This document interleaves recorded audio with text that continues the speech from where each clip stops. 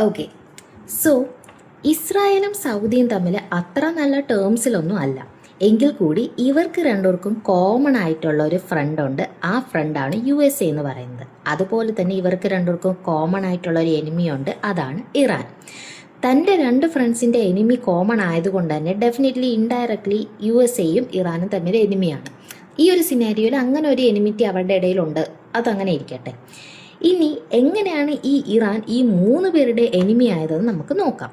First, ഇസ്രായേലും ഇറാനും തമ്മിൽ ആ ഒരു ശത്രുത വരാനുള്ള ഒരു കാര്യം എന്താണെന്ന് വെച്ചാൽ, ഇറാൻ സപ്പോർട്ട് ചെയ്യുന്ന 3 കമ്മ്യൂണിറ്റീസ് ഉണ്ട്. ഒന്നെന്ന് പറയുന്നത് ഹെസ്ബുള്ള, അതുപോലെ ഹൂദീസ്, ഹമാസ്. ഈ 3 കമ്മ്യൂണിറ്റികളെ ഇറാൻ എന്ത് ചെയ്യുന്നുണ്ട്, ബാക്കപ്പ് ചെയ്യുന്നുണ്ട്. എന്നാൽ ഈ 3 കമ്മ്യൂണിറ്റികൾ ഇസ്രായേലിന് എതിരുമാണ്. അപ്പം തനിക്ക് എതിരായിട്ടുള്ള കമ്മ്യൂണിറ്റീസിനെ സപ്പോർട്ട് ചെയ്യുന്നത് കൊണ്ട് തന്നെ ഇവരുടെ ഇടയിൽ ഒരു ക്ലാഷ് ഉണ്ട്. അതൊന്നാമത്തെ സിനാരിയോ. രണ്ടാമത്തെ സിനാരിയോ എന്ന് വെച്ചാൽ ഇറാനിൽ ഇപ്പം നടക്കുന്ന ആ ഒരു ന്യൂക്ലിയർ പ്ലാനുമായി ബന്ധപ്പെട്ടതാണ്.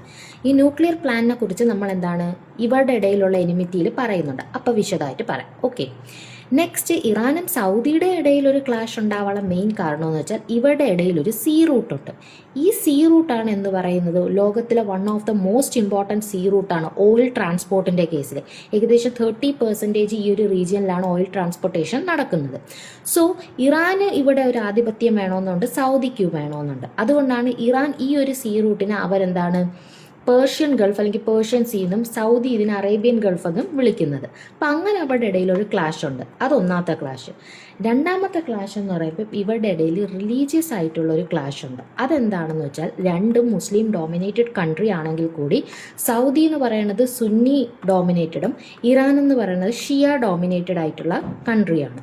അപ്പം അവർക്ക് രണ്ടു പേർക്കും അവരുടേതായിട്ടുള്ള ഇസ്ലാമിക് വേൾഡിൽ അവരുടേതായിട്ടുള്ള ഒരു ഡോമിനൻസ് വേണം. അങ്ങനെ ഒരു റിലീജിയസ് കൺസെപ്റ്റും ഉണ്ട്. പിന്നെ USA-യും ഇറാനും തമ്മിലുള്ള പ്രശ്നം ഒന്നെന്ന് പറയുന്നത് തൻ്റെ അലയൻസിൻ്റെ ശത്രു ആയതുകൊണ്ട് അങ്ങനെ ഒരു പ്രശ്നമുണ്ട്. രണ്ടെന്ന് പറയുന്നത് ഇറാനെതിരെ തിരിഞ്ഞാൽ സൗദിയുടെ ഹെൽപ്പോടുകൂടി USA-ക്ക് ഇവിടെ ഒരു ഡോമിനൻസ് കിട്ടും ഈ ഒരു സീ റൂട്ടിൽ. അതൊരു സീ റൂട്ടിൻ്റെ ഒരു കേസുണ്ട്. മൂന്നാമത്താണ് ഏറ്റവും ഇമ്പോർട്ടൻറ്റും ഇവിടെ ഞാൻ പറയാമെന്ന് പറഞ്ഞതും, അതായത് ഇറാൻ ഒരു ന്യൂക്ലിയർ പ്ലാൻ ക്രിയേറ്റ് ചെയ്യുകയും അതുവഴി എന്താണ് അവർ ഫ്യൂച്ചറിൽ ഒരു ന്യൂക്ലിയർ വെപ്പൺ ഉണ്ടാക്കുകയും അത് USA-ക്ക് ഒരു പൊട്ടൻഷ്യൽ ത്രെട്ടായി മാറുമെന്ന് തോന്നിയുകൊണ്ടാണ് USA ഇറാനെതിരെ തിരിഞ്ഞത്.